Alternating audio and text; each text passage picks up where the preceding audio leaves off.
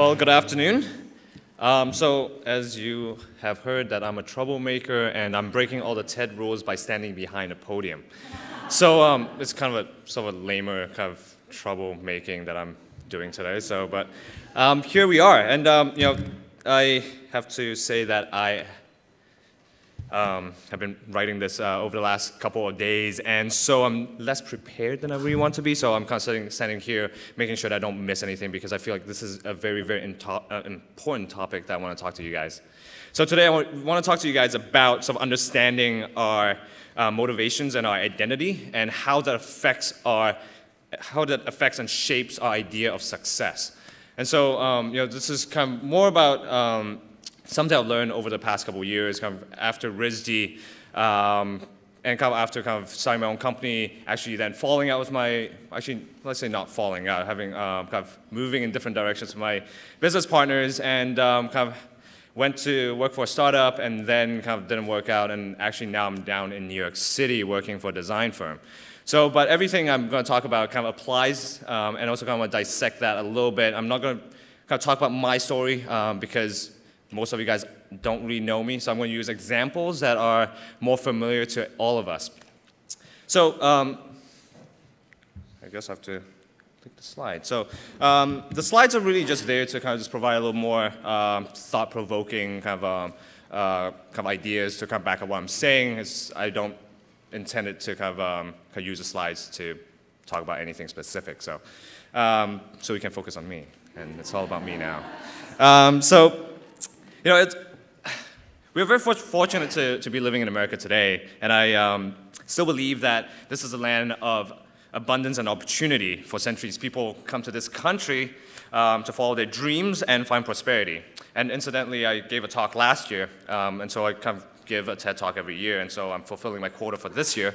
Last year, I talked about kind of following your dreams, and since then, I've kind of learned a couple lessons. So don't watch that TED talk. Listen to what I have to say.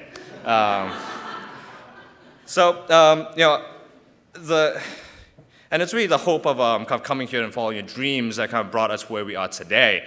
And even for myself, I came to America 7 years ago really to follow that dream as well. So assuming that all of us are familiar with the American dream, but that dream differs from person to person. It's not about the dream as much as the process and the drive to achieve it.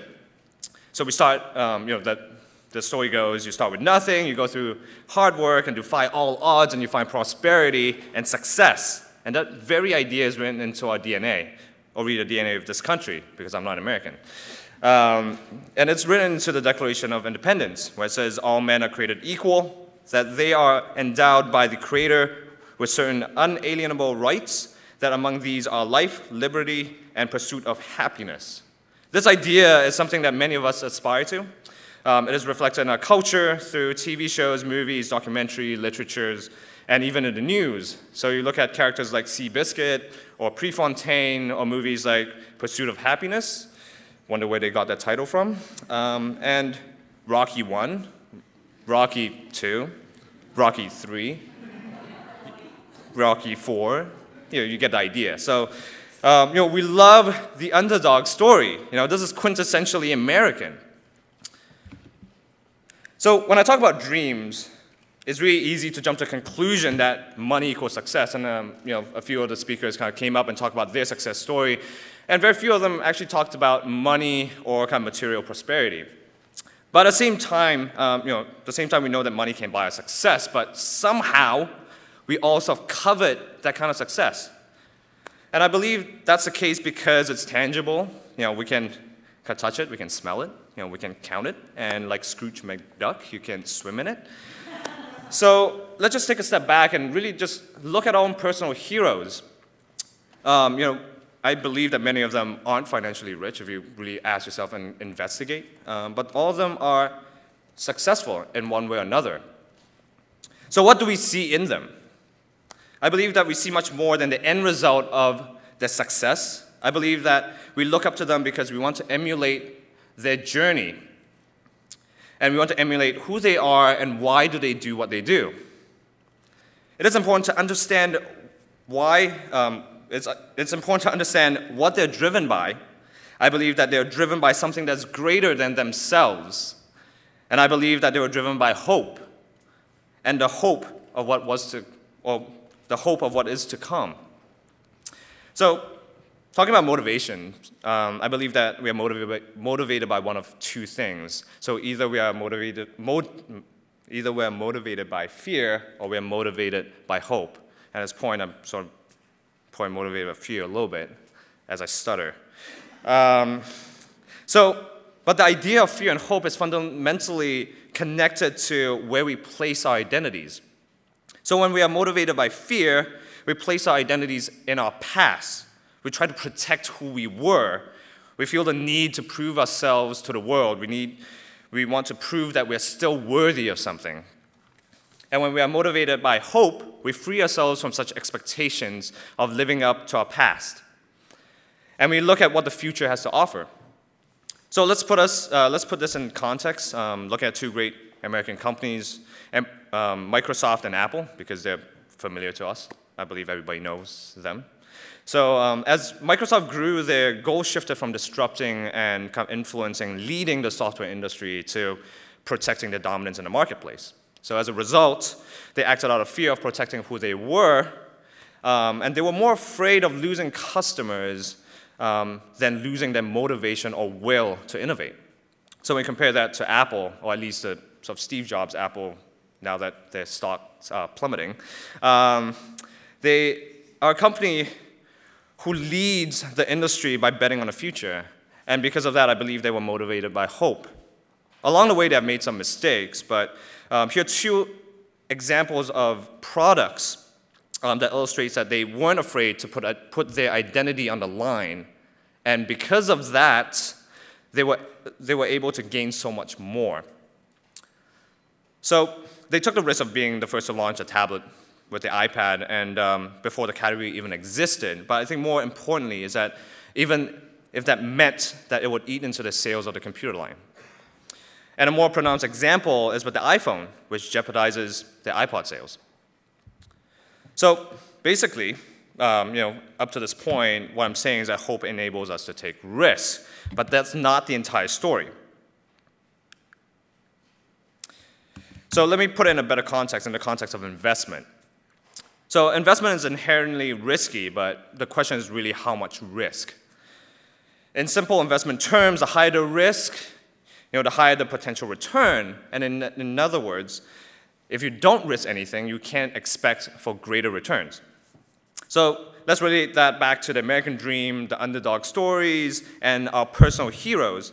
And I believe that all of them have invested something and have risked something. And as a result of those risks and investment that they have made that brought them to where they are today. So let me use a more relatable example. So put yourself in the shoe of somebody who is thinking of changing careers. You have to sacrifice time, you have to spend money, sometimes you have to take out a loan to go gain new skills or knowledge. And continuing education programs all across the country, and I know this because RISD Continuing Education was one of my clients, tells us that that is investment. You're investing in your future, and even the government tells us that. So let's just kind of let's agree that time is money, and I believe that is true, and I believe that most of you guys believe that's true too. So time in this context is the asset that we have to invest if you're investing to change your career. So in the typical work situation, we work for fixed pay. So our time per hour is only worth an X amount of money. And that will never change. Well, I mean, you get raises and stuff, but that is a fixed cost. But when you're investing time into learning new skills and knowledge, you're hoping that it will return to you, be that in money or improved quality of life or happiness, that is exponentially greater than the time that you're putting into it today. So the next question is, what happens when we become successful? So we see those examples in the news and media once again. There are two possible outcomes. One is that they continue to make investments, they continue to be successful, someone like Richard Branson. And the other, where they get caught up with the success, they indulge and become stagnant, and that never ends well. So a staggering statistic is that 60% of NBA players after retirement go broke within 5 years. So I believe that sometimes we can get so caught up with the results of success that we just forget how we got there. And also at the same time, life goes on. It's easy to take all the credit when we become successful, thinking that our action has somehow earned us that success and become entitled to it, forgetting all the external factors that worked in our favor. So let's put success back into the framework of investment. So the way that we evaluate investments is to identify factors that are outside of our control, and we call those risks. So the more risks that we can eliminate, the chances of success increases. So that's very logical. So the more, but even the best investors can't tell you or foresee all the risk in the future. So here's the good news.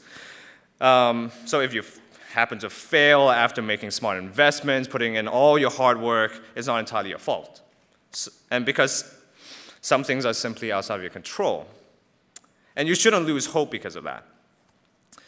But more importantly is when you do succeed, big or small, is that we should acknowledge the unpredictable factors that worked in our favor. We should remember that we were never in full control, and I would argue that we were never in control in the first place. And in light of that, we can no longer feel entitled or take credit for all of our successes, but to simply enjoy it, be grateful, and continue to make investments. So I'm going to leave you with one last quote with one of my sports hero, Michael Jordan. And it goes, "I have missed more than 9,000 shots in my career. I've lost almost 300 games. 26 times I've been entrusted to take the game-winning shot and missed.